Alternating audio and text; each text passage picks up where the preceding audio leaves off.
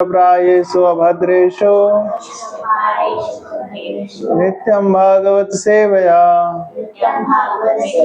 भगवती उत्तमा श्लोके भक्तिर्भवती नैष्ठकी। नमो विष्णुपादाय कृष्णपृष्ठाय भूतले श्रीमते भक्ति वेदांत स्वामिनिति नामिने। नमस्ते सरस्वते देवे गौरवाणी प्रचारिणे निर्विशेष शून्यवादी पाश्चात्य देशतारिणे। हे कृष्णा करुणा सिंधु दीनबंधु जगतपते गोपेश गोपिका कांत श्री राधा कांत नमस्ते। तप्त कांचन गौरांगी श्री राधे वृंदावनेश्वरी वृषभानुसुते देवे प्रणमामि हरिप्रिये। वाञ्छाकल्पतरुर्भक्ष कृपा सिन्धुभ्यैव च पतितानां पावनेभ्यो वैष्णवेभ्यो नमो नमः। जय श्री कृष्ण चैतन्य प्रभु नित्यानंद श्री अद्वैत गदाधर श्रीवासादि गौर भक्तवृंद। हरे कृष्णा कृष्णा कृष्णा हरे हरे हरे राम राम राम हरे हरे। हरे कृष्ण। तो आप सभी का बहुत बहुत स्वागत है आज के इस हमारे साप्ताहिक कार्यक्रम में, बाल सत्संग कार्यक्रम। क्या है हमारा बाल सत्संग कार्यक्रम। बचपन से ही हमें सत्संग करना चाहिए।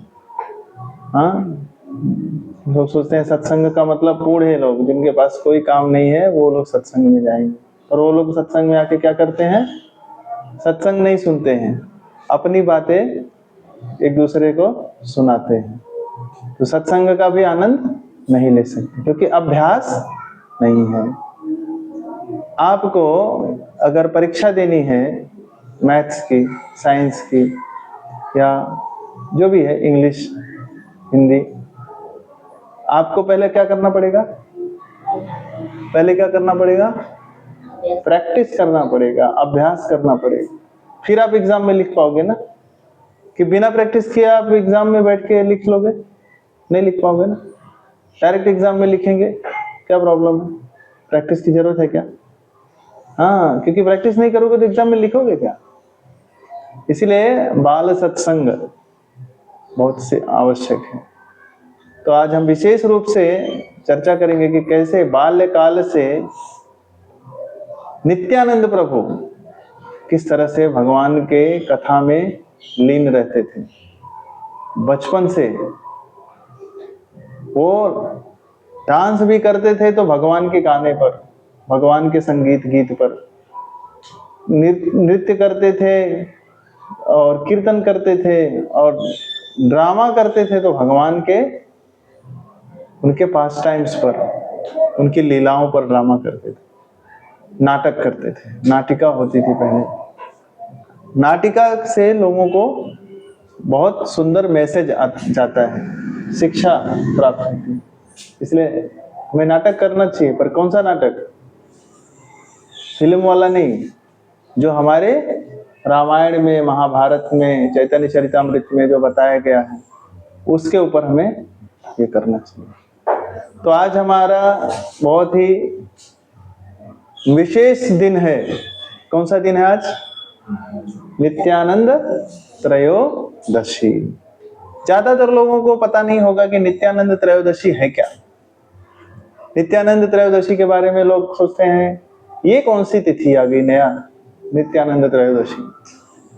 तो नित्यानंद जैसे जय गौर सई कृष्ण सई जगन्नाथ, जो जगन्नाथ है या जो कृष्ण है वही कौन है? गौरांग महाप्रभु हैं, यानी चैतन्य महाप्रभु हैं, निमाई पंडित हैं।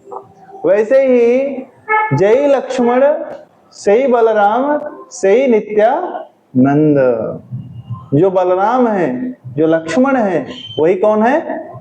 नित्यानंद है। तो बलराम लक्ष्मण ही नित्यानंद के रूप में आए हैं। जैसे भगवान श्री कृष्ण भगवान श्री राम के रूप में कौन आए? चैतन्य महाप्रभु। भगवान अपने अलग अलग रूपों में प्रकट होते हैं हर काल में।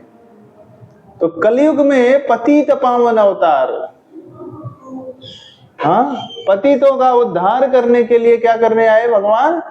चैतन्य महाप्रभु का करुणामय रूप लेके। नमो महावदन्याय कृष्ण प्रेम प्रदायते कृष्णाय कृष्ण चैतन्य नामने गौरतिशय नमः। कृष्ण का भक्ति प्रदान करने के लिए चैतन्य महाप्रभु अवतरित हुए, और उस भक्ति का प्रचार प्रसार किसने किया? नित्यानंद राय, नित्यानंद प्रभु ने किया। तो हम नित्यानंद प्रभु के बारे में आज थोड़ी कथा श्रवण करेंगे। नित्यानंद प्रभु कैसे प्रकट हुए, उनका धाम कहाँ है, क्या लीला की है, वो आप उनके बारे में चर्चा करेंगे। तो नित्यानंद प्रभु एक चक्र धाम, जो बंगाल में ही है, वहां पर प्रकट हुए। और एक चक्र धाम क्या है? वहां पर बहुत ही सुंदर वैष्णव परिवार हुआ करता था। पहले पूरा भारत जो है पूरा वैष्णव होते थे। पूरा जो भारत देश है, इसीलिए कहते हैं ना कि भारत भूमि ते हईले मनुष्य जन्म यार, जन्म सार्थक करी करी परोपकार। जीव दया कृष्ण प्रेम, ये दो है हमारे परोपकार हैं। यदि किसी के ऊपर हमें दया करनी है तो हमें क्या देना चाहिए उसे? सबसे बड़ी दया अगर किसी को करनी है तो क्या करना चाहिए उसे?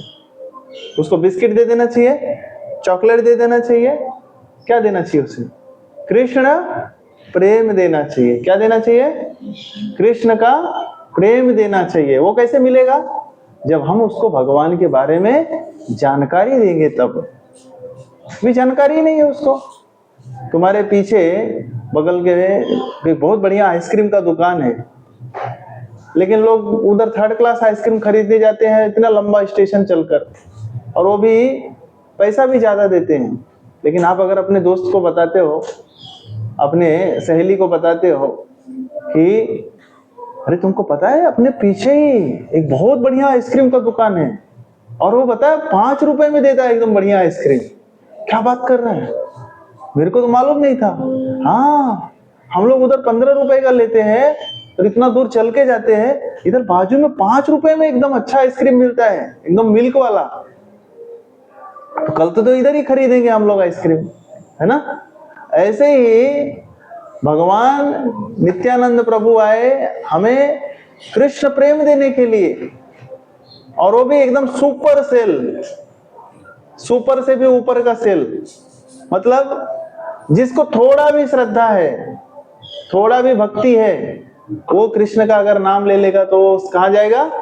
भगवत धाम चला जाएगा।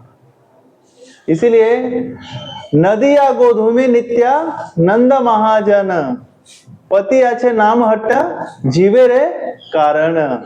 श्रद्धावान जन है, श्रद्धावान जन है। हाँ? भगवान नित्यानंद प्रभु हरिदास ठाकुर के साथ नदिया में घूम रहे हैं, भ्रमण कर रहे हैं। और क्या करने के लिए भ्रमण कर रहे हैं?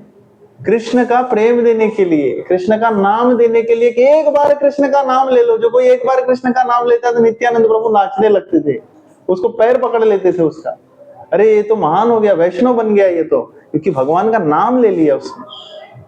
जाने अनजाने में भी कोई यदि भगवान का नाम ले लेता है, उसका कल्याण हो जाता है। इवन तुलसीदास बाबा जी ने भी रामचरितमानस में लिखा है यह पंक्ति, कि अगर कोई जम्हाई में भी, कोई आलस्य में भी अगर भगवान का नाम ले लेता है तो उसका भी उद्धार हो जाता है, नरक जाने से बच जाता है। तो यदि हम नियम पूर्वक, नियमित रूप से अगर भगवान का नाम लेते हैं तो सोचिए कितना फायदा होगा हमें। लेकिन ये हमारा मन है, मन हमारा क्या होता है? बहुत चंचल है। हमें भगवान का नाम, भगवान की कथा, भगवान के गुण, भगवान की लीला, भगवान का रूप, इन सब का हमें आनंद नहीं लेने देगा, इन सब का स्वाद नहीं लेने देगा हमें। तो नित्यानंद प्रभु कहाँ प्रकट हुए? एक चक्र धाम। किसके घर पे प्रकट हुए? हड़ाई पंडित और पद्मावती देवी, ये ब्राह्मण थे। हड़ाई पंडित यानी ओझा ब्राह्मण, ये महान एक ब्राह्मण कुल आता है, उनके घर पे प्रकट हुए। और जब प्रकट हुए तो इतने सुंदर अवतार उनका, उनके अवतार का वर्णन नहीं किया जा सकता। इतना सुंदर उनका रूप था कि कोई अनायास ही उनके घर में पहुंच जाता था, उनको गोद में लेके खिलाने लगता था, गोद में उठा लेते थे और आनंद पूर्वक उनको गले लगाकर, उनको कंधे पर बिठाकर, उनको सर पे बिठाकर घुमाते थे। इतना प्रेम उनको देते थे। सोचिए, बलराम जी कौन है, नित्यानंद प्रभु कौन है, लक्ष्मण जी कौन है? अनंत शेष है। कौन है वो? अनंत। अनंत शेष कौन है? अनंत शेष वो है जो हमारे पूरे ब्रह्मांड को क्या करते हैं? अपने सिर पे धारण किया। तो धारण करके ऐसे नहीं हो गए हैं, अरे बहुत वजन हो गया, वो एकदम ऐसे ही हैं, ऐसे अपने फन के ऊपर इस पूरे ब्रह्मांड को धारण किए हैं। और कैसे? एक सरसों के दाने के बराबर। सरसों का दाना देखा है कभी? कितना बड़ा होता है? देखा ही नहीं होगा किसी ने। शहरों में तो बच्चों को यह भी बताना पड़ता है सरसों का दाना कितना बड़ा होता है। इतना बड़ा होता है। कितना बड़ा होता है? एक दाना 5 किलो का होता है। कितना बड़ा होता है? एक दाना 5 किलो का बराबर होता है। अभी ऐसे ही होगा, क्योंकि हम केवल किताब का ज्ञान ले रहे हैं। जब हम वास्तव में हम प्रैक्टिकल नॉलेज नहीं लेंगे तो हमें किताब में वही सिखाया जाएगा। सरसों का दाना नहीं पता चलेगा, उसमें छोटा सा पिक्चर बना देंगे, हमको लगेगा ये 5 ग्राम का है या 5 मिलीग्राम का है या 5 किलोग्राम का है या 5000 ग्राम का है, हाँ 5000 किलोग्राम का है, क्या पता चलेगा हमको। इसीलिए हमें प्रैक्टिकल भी जानना चाहिए। इसीलिए ये जो हमारा शास्त्र है ये प्रैक्टिकल है, हमें सब बताता है कि कैसे इस सृष्टि को किसने धारण करके रखा है? अनंत शेष ने। सिंपल सी बात है, मूर्ख लोगों को इतना भी नहीं समझ में आता कि बिल्डिंग को अगर बनाते हैं तो पहले क्या देते हैं वहां पर? उसका पिलर देते हैं। पिलर नहीं देंगे बिल्डिंग खड़ी हो जाएगी क्या? खड़ी हो जाएगी? गिर जाएगी धाम से। इतना बड़ा सृष्टि बना हुआ है, रुका हुआ है, तो बिना पिलर के, कोई पिलर नहीं है, सिंपल सा है। एक ब्रिज बनाते हैं छोटा सा, उसके ऊपर भी इतना पिलर बनाते हैं, फिर उसके ऊपर ब्रिज बनाते हैं। तो इतना बड़ा ब्रह्मांड अगर टिका हुआ है तो बिना पिलर के, इतना बड़ा आसमान टिका हुआ है, कोई खंबा दिखता है क्या किधर लगा है सपोर्ट के लिए? इधर छोटा सा दीवार बनाते हैं तो 4 खंबे लगाते हैं, फिर दीवार बनाते हैं, तब जाके वो छत टिकता है। इतना बड़ा आसमान टिका हुआ है बिना पिलर के, कभी सोचा है इसके बारे में? ऐसे टिक जाएगा क्या? कैसे टिकेगा वो? सिंपल सा। मूर्ख लोग भी इतना दिमाग लगाएंगे तो समझ जाएंगे कि बिना भगवान के हाथ के ये हो सकता है क्या? पॉसिबल नहीं हो सकता। हम छोटा सा घर बनाते हैं, उसमें भी हम 4 पिलर लगाते हैं, फिर दीवार बनाते हैं, तब जाकर छत टिकता है। तो बिना भगवान की कृपा के कैसे इतना बड़ा आसमान टिकेगा? कैसे टिकेगा? तो बुद्धि लगाना चाहिए हमें। इसलिए थोड़ा किताब के बाहर आके भी हमें सोचना चाहिए, आउट ऑफ बॉक्स इसको बोलते हैं। किताब और मोबाइल से बाहर निकलेंगे, थोड़ा हम अपना इंटेलेक्चुअल थोड़ा पावर दिखाएंगे, शास्त्र को पढ़ेंगे, समझेंगे, तब हमको समझ में आएगा कि भगवान की सृष्टि बहुत आसानी से समझ में नहीं आने वाली है। और वही नित्यानंद प्रभु को बचपन में सब क्या कर रहे हैं? गोदी में उठा उठा के खिला रहे हैं। सोचिए, जो पूरे ब्रह्मांड को उठाते हैं उनको कोई उठा सकता है क्या? लेकिन प्यार से अगर कोई भगवान को उठाना चाहे तो उठा सकता है। जो भगवान गोवर्धन को उठाए थे, भगवान श्री कृष्ण 7 साल के थे, गोवर्धन को अपने बाएं हाथ की छोटी उंगली पर उठा लिए। गोवर्धन किसी की हिम्मत है? हिला भी सकता है, लेकिन उन्होंने उंगली पे उठा लिया तो बाकी लोग क्या करने लगे? सब बाकी लोग डंडे वंडे लेकर आ गए, सब लाठी डंडे लेकर। और उसके बाद उन्होंने क्या किया? बोले अरे उनको उठाओ उठाओ, नहीं तो गिर जाएंगे, वो कैसे संभलेंगे? हरे कृष्ण। तो उनको कैसे संभालेंगे? कैसे संभालेंगे? उनको संभालने के लिए लोगों का सपोर्ट लगेगा। बैठे माता जी, उनको संभालने के लिए लोगों का सपोर्ट लगेगा, नहीं तो अकेले थक जाएंगे। लेकिन भगवान थकते नहीं हैं। भगवान के पास एनर्जी का कभी हराश नहीं होता। बैठे, एनर्जी कभी हराश नहीं होता। उनके पास अनलिमिटेड पोटेंसी है, अनलिमिटेड।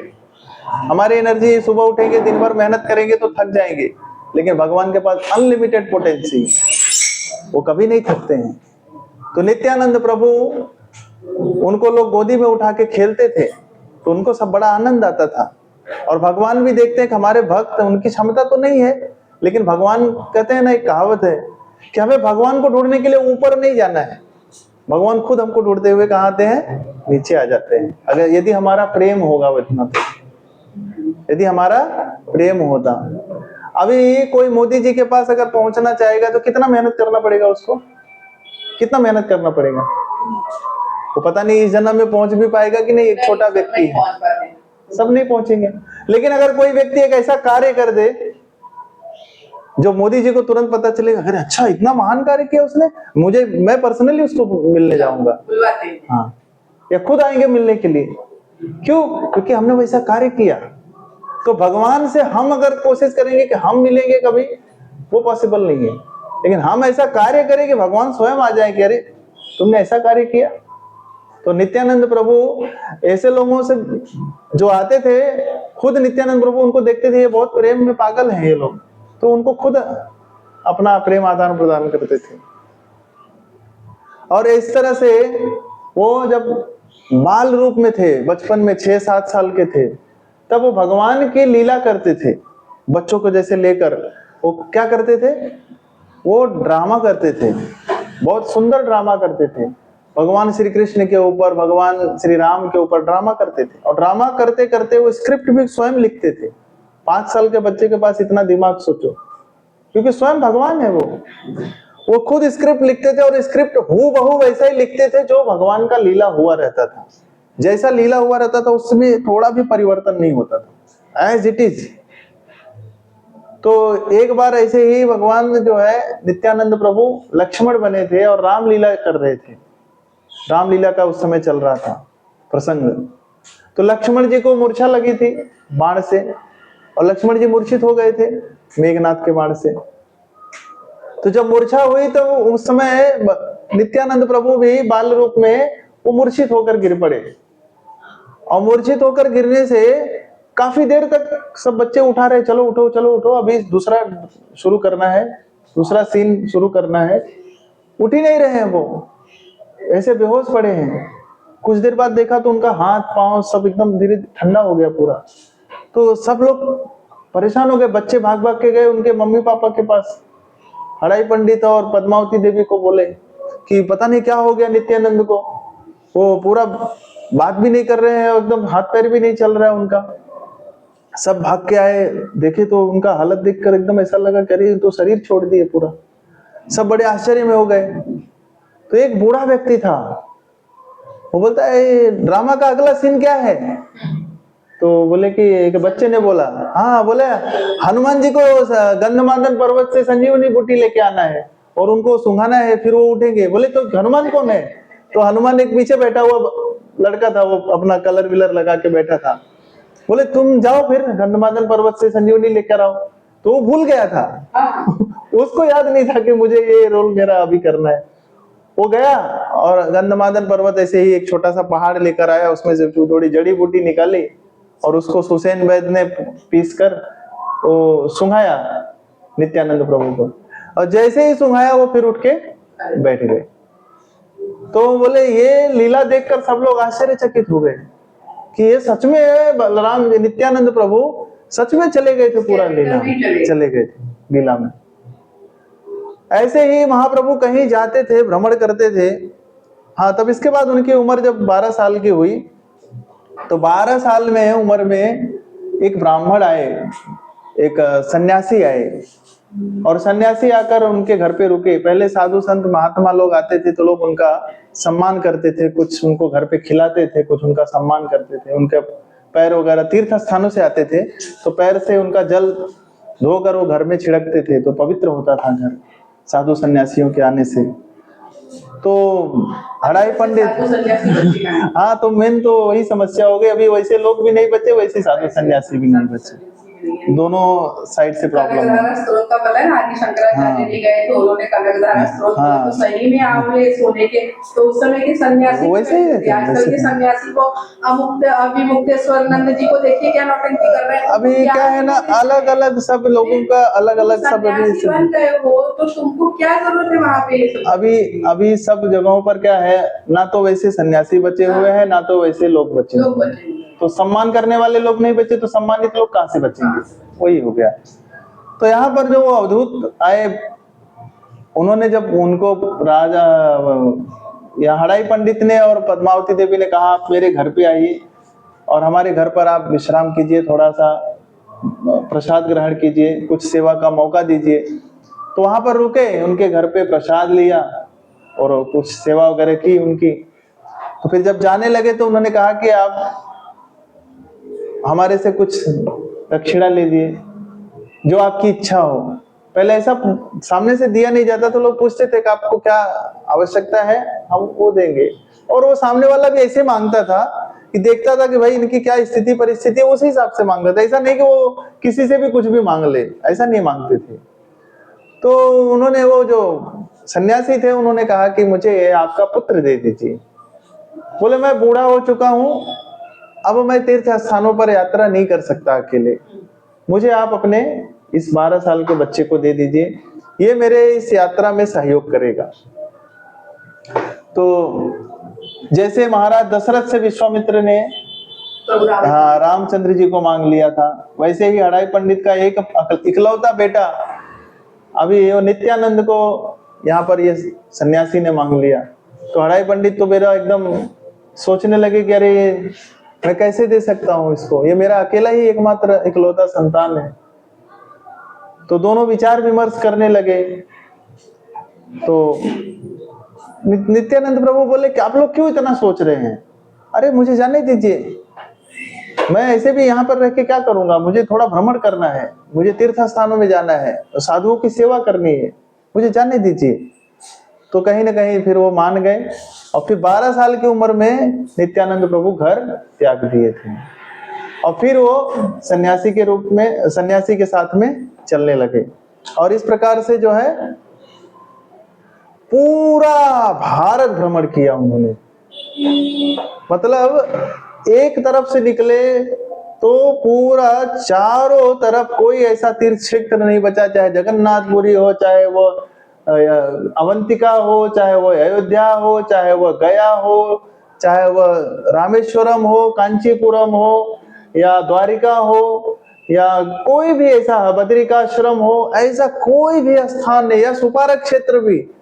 अरे नाला सुपारा का भी वर्णन आता है चैतन्य चरितमृत, इसमें चैतन्य भागवत में, कि सुपारा क्षेत्र में भी आए थे नित्यानंद प्रभु, ये उसमें आता है, वर्णन आता है। सुपारा क्षेत्र उसमें मेंशन किया गया है कि इधर पश्चिम में जब निकले थे तब यहाँ सुपारा क्षेत्र में भी आए थे। यहाँ से गुजरात भी गए थे। गुजरात में कपिल का, भगवान का एक उनके माता का आश्रम है, जहां पर एकमात्र एक ऐसा स्थान है, नाम नहीं याद आ रहा है उसका, साबरमती के पास ही है कहीं पे, एकमात्र स्थान है जहां पर मातृ को पिंडदान किया जाता है। है चाणूर करके जगह, कोई इस जगह का नाम याद नहीं आ रहा है। तो वहां पर कपिल भगवान ने अपने माता देवहूति का ये किया था। ऐसे कोई क्षेत्र नहीं बचा जहां पर नित्यानंद प्रभु भ्रमण नहीं किए। सारे क्षेत्र में, सारे तीर्थ स्थानों में, मथुरा वृंदावन में गए तो मथुरा वृंदावन में जब देखा, नंद भवन देखा, वन देखा, सब देखा, तो उनको पूरा याद आने लगता कि मैं तो पूर्व काल में तो मैं यहाँ पर आकर सब लीला किए। तो वो मूर्छित हो जाते थे, अचेत हो जाते थे और कभी किसी से मांग कर नहीं खाते थे, कोई भिक्षा नहीं मांगते थे, ऐसे ही बैठे रहते थे और अपना शांति में ऐसे ही पूरा भगवान के ध्यान में लीन रहते थे। और कोई आकर उनको कहता था, साधु महात्मा थोड़ा दूध हमारे घर से हम शुद्ध गाय का दूध हम लाए हैं, थोड़ा सा इसको पी लीजिए, थोड़ा दही लाए हैं, थोड़ा छाछ लाए हैं, तो वो ले लेते थे, स्वीकार करते थे। इससे ये पता चलता है कि यदि कोई भगवान के आश्रय में रहता है तो भगवान उसको सब आवश्यकता की पूर्ति करते हैं। भूखा नहीं रहना। हाँ, शरण में जाने की हमारी आवश्यकता है। यस। फिर उसके बाद जो है द्वारिका, यहाँ पर गए, बद्री का आश्रम गए, वहां पर व्यास देव जी से मिले, व्यास देव जी से मिले वहां पर। फिर उसके बाद यहाँ गए, श्रीशैलम में गए, वहां पर ज्योतिर्लिंग है, वहां पर शिव जी से भी मिले, माता पार्वती से मिले। माता पार्वती ने खुद भोजन पकाया, और माता पार्वती बहुत सुंदर, बहुत कहते हैं कि इतना स्वादिष्ट भोजन बनाती हैं कि कोई खाए तो तृप्त हो जाता है। हाँ, अन्नपूर्णा जी जी। तो वो उन्होंने उनको अपने हाथों से भोजन पकाकर उनको खिलाया। और इस प्रकार से पूरा भ्रमण करके फिर से कहाँ चले गए, फिर चले गए वृंदावन। और वृंदावन में बहुत सालों तक रहे। तब वहां पर जब उनको पता चला कि अब गौरांग महाप्रभु, चैतन्य महाप्रभु, निमाई पंडित प्रकट हो चुके हैं, और इसके बाद फिर कुछ दिनों के बाद वहां से लीला समाप्त करके फिर यहाँ पर चैतन्य महाप्रभु के साथ मिले, और फिर दोनों मिलकर फिर उन्होंने नदिया में प्रचार प्रसार का कार्यक्रम किया। तो ऐसे देखा जाए तो नित्यानंद प्रभु परम दयालु और परम कृपालु माने जाते हैं। लेकिन वही नित्यानंद प्रभु जब बलराम जी के रूप में थे, लक्ष्मण जी के रूप में थे, तो बहुत क्रोधी माने जाते थे। आप सब जानते हैं कि बलराम जी जो है जब क्रोध करते थे तो पूरा जो है उनका क्रोध सहन नहीं कर पाएगा कोई, इतना क्रोध है। जैसे लक्ष्मण जी जब क्रोध किए थे, उन्होंने 1 ही 2 बार क्रोध किया था। जब क्रोध किया था, जब मेघनाद को मारने के लिए जब बेहोश हो गए थे और उनको जब लाया गया, तो लाने के बाद वहां पर क्या हुआ, जब उठे, जब मूर्छा उनकी दूर हो गई, तो उठते ही मां ने तुरंत बोले, मैं कहाँ आ गया, मुझे यहाँ पर कौन लाया, मुझे तुरंत ले चलो युद्ध स्थल पे, मैं अभी उस मेघनाद को समाप्त कर दूंगा। तो राम जी ने समझाया, बोले तुम रुको, अभी तुम अभी युद्ध भूमि में नहीं हो, तुम बेहोश हो गए थे, तुम्हें मेघनाद की मूर्छा बाण लगी थी, तुम मूर्छित हो चुके थे। लेकिन हम देखते हैं कि लक्ष्मण जी का जो बल है वो इतना, कहते हैं उनके बल की कोई सीमा नहीं है, क्योंकि इनको बल राम कहा जाता है। राम जी तो राम होते हैं, लेकिन इनको बलराम कहा जाता है। बलराम मतलब जिनके पास कोई बल की कोई सीमा नहीं है। और दूसरा एक और है कि जो बलराम जी हैं, ये हमें बल भी देते हैं। किस प्रकार का बल? आध्यात्मिक बल। आध्यात्मिक बल मतलब आदि गुरु हैं वो हमारे, जिनका स्मरण शिव जी भी करते हैं। संकर्षण के रूप में, ये संकर्षण के रूप में है। संकर्षण मतलब इनका ट्रांसफर हुआ था, कहां से? माता देवकी के गर्भ से रोहिणी के गर्भ में ट्रांसफर हुआ था। अभी सोचिए, ये मेडिकल साइंस अभी सब कर रहा है, लेकिन पहले से ही हो जाता था। तो इसीलिए इनको संकर्षण भी कहा जाता है। और ये लोगों को आकर्षित करते हैं, इसलिए इनका नाम है एक आकर्षण, संकर्षण, आकर्षित भी करते हैं। इसलिए इनका रूप जो है ये सबको आकर्षित करने वाला है, इसलिए इनको संकर्षण भी कहा जाता है।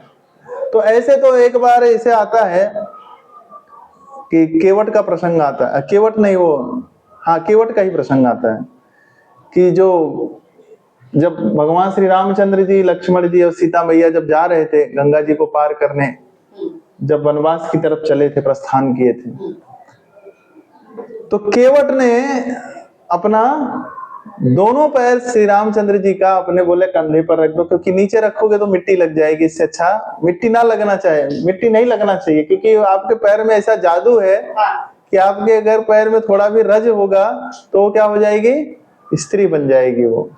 तो इस तरह से वो ऐसा एक प्रसंग आता है कि वो अहिल्या माता को उन्होंने छुआ था तो स्त्री बन गई ना, तो उनके पैर में वो बोले कि नहीं, आप पैर धोने के बाद यहाँ पे रखो, नीचे मत रखो। तो ये प्रसंग में वो केवट बहुत प्रसन्न हो रहा था, और भगवान श्री रामचंद्र भी प्रसन्न हो। भगवान श्री राम भी दोनों पैर अगर ऊपर रख देंगे तो आदमी हिलेगा डुलेगा, गिरने का चांसेस है उसका। तो भगवान श्री रामचंद्र जी से केवट क्या कहते हैं, प्रभु आप मुझे पकड़ लीजिए। तो भगवान श्री रामचंद्र जी हंस रहे हैं कि बताओ, दुनिया भर को मैं पकड़ता हूँ, ये मुझे अपने को कह रहे हैं पकड़ लीजिए। लेकिन भक्त के भाव में आने से भगवान श्री रामचंद्र जी ने उनके सर को पकड़ा और स्थिर हुए। तो बताए प्रभु बहुत कितने काल हो गए मुझे इस प्रेम को प्राप्त करने के लिए, कितने कालों से मैंने प्रतीक्षा किया है आपका ये प्रेम प्राप्त करने के लिए। तो ऐसा बताते हैं कि ये जो केवट था ये पहले कछुआ था। क्षीर सागर में ये कछुआ होने के नाते ये भगवान का चरण स्पर्श करना चाहता था, लेकिन वहां पर कौन होते थे? अनंत शेष के रूप में बलराम जी, जिनके ऊपर भगवान लेटे हुए रहते हैं। तो अनंत शेष के रूप में कौन है? वो बलराम जी है, क्योंकि ये भगवान ऐसे हैं कि भगवान की सेवा करते हैं, भगवान कृष्ण की या भगवान राम की सेवा करते हैं। ये सेवक भगवान है और वो सेवी भगवान है। तो जैसे ही वो कछुआ नजदीक आता था तो अनंत शेष तुरंत अलर्ट हो जाते थे, फिर वो दूर हट जाता था। वो बहुत प्रयास करता था लेकिन वो कभी भगवान श्री रामचंद्र जी के मतलब विष्णु जी के कभी पैर नहीं छू पाया। तो भगवान राम भी सोचते थे कि तुमको मौका मैं दूंगा, तुमको मुझे मेरे पैर को प्रक्षालन करने का पूरा मौका दूंगा मैं। और तब लक्ष्मण जी के डर के कारण वो कछुआ बेचारा कभी नजदीक नहीं जाता था अनंत शेष की वजह से। लेकिन इस बार वो कछुआ, उसको भी याद है, केवट को भी याद है कि मेरा पूर्व जन्म क्या था। और भगवान भी मुस्कुरा रहे हैं केवट को देखकर, और केवट भी देख रहा है लक्ष्मण जी की तरह, अब तुम भी कुछ नहीं कर पाओगे मेरा, अब तुम भी यहाँ पर कुछ नहीं करोगे मेरा, क्योंकि अभी मुझे भगवान का परमिशन है। हाँ, वो सामने खड़े हैं। तो इससे पता चलता है कि अगर हमारे मन में भगवान के प्रति कोई इच्छा होती है तो भगवान कभी ना कभी उसको पूरा करते हैं। इस प्रसंग से हमें यह भी समझना चाहिए। लेकिन इसके लिए हमें बलराम जी की परमिशन भी लगती है, क्योंकि देखिए बलराम जी वहां परमिशन नहीं दिए तो हम जा नहीं पाए, वो कछुआ जा नहीं पाया। लेकिन यहाँ पर भगवान ने कहा तो बलराम जी को तब वो परमिशन के द्वारा ही यहाँ पर उसको मिला है, क्योंकि बलराम जी आदि गुरु हैं। आदि गुरु मतलब आध्यात्मिक बल हमें मिलता है उनसे। हमें किसी चीज को पाने के लिए क्या करना पड़ता है? शक्ति की जरूरत होती है। बिना शक्ति के हमें कुछ मिलेगा नहीं, एनर्जी के बिना कुछ मिलेगा हमें? हमारे शरीर में ऊर्जा शक्ति के द्वारा आती। तो ऐसे ही हमें ये आध्यात्मिक शक्ति कौन देगा? कौन देगा? बलराम जी, नित्यानंद प्रभु, लक्ष्मण जी। तो आज नित्यानंद त्रयोदशी पर हमें भगवान बलराम जी से, नित्यानंद प्रभु जी से, लक्ष्मण जी से यही प्रार्थना करनी है कि हे नित्यानंद प्रभु, हे बलराम जी, हे लक्ष्मण जी, आप हमें आध्यात्मिक बल दीजिए, जिससे हम भक्ति में आपकी कृपा पर आश्रित होकर प्रभु श्री रामचंद्र जी, भगवान श्री कृष्ण का प्रेम, प्रभु श्री गौरांग का, गौर निताय सबका प्रेम हमें प्राप्त हो। यही हम आपसे प्रार्थना करते हैं। हरे कृष्णा कृष्णा कृष्णा हरे हरे, हरे राम राम राम हरे हरे। श्री श्री गौर निताय सुंदर भगवान की, नित्यानंद त्रयोदशी महामहोत्सव की, श्रील प्रभुपाद की, निताय गौर प्रेमानंद। हरे हरे।